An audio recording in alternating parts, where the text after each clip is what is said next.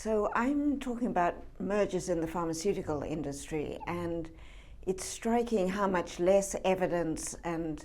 analytic study we have of pharma mergers compared to the situation in the hospital sector. But the issue that I want to raise in this brief talk is the question of whether there's a neglected concern about total firm size. The standard review of mergers is to look product by product and divest when there is overlapping products,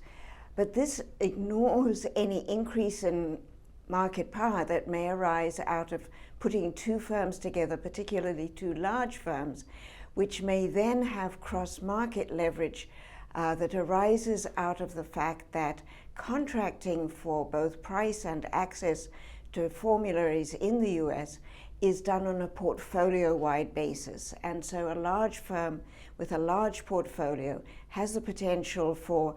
example, insisting on preferential treatment of all its drugs as a condition of giving rebates on its major drugs. And that risk of cross-market leverage increases when you put two large firms together. The details of this and the analysis and the recommended interventions that we propose are spelled out in a forthcoming paper with Michael Carrier that's coming out in the Antitrust Law Journal, and in a paper of mine that came out in Concurrences in July of last year. And that looked at the differences between the US and the European markets. The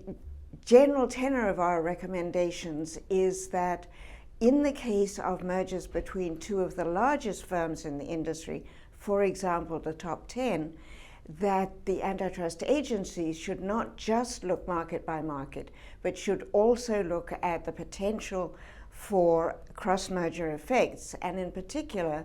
that for these very large mergers, that there should be a presumption of risk of competitive harm, and the burden of proof should shift to the parties that seek to merge to show that there are merger-specific savings that would offset that risk.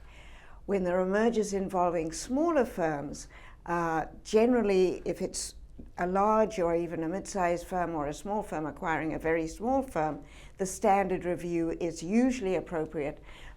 and sufficient. But there can be concerns when there is a must-have product that's being acquired by a very large firm. And then finally, for the middle group, if it's a large firm acquiring a mid-sized firm or two mid-sized firms, we would recommend that there just be heightened scrutiny, particularly again if there are any of these must-have products, because these are the products that in particular can be leveraged, requiring preferential treatment for the firm's entire portfolio as a condition of the firm giving rebates on these large products.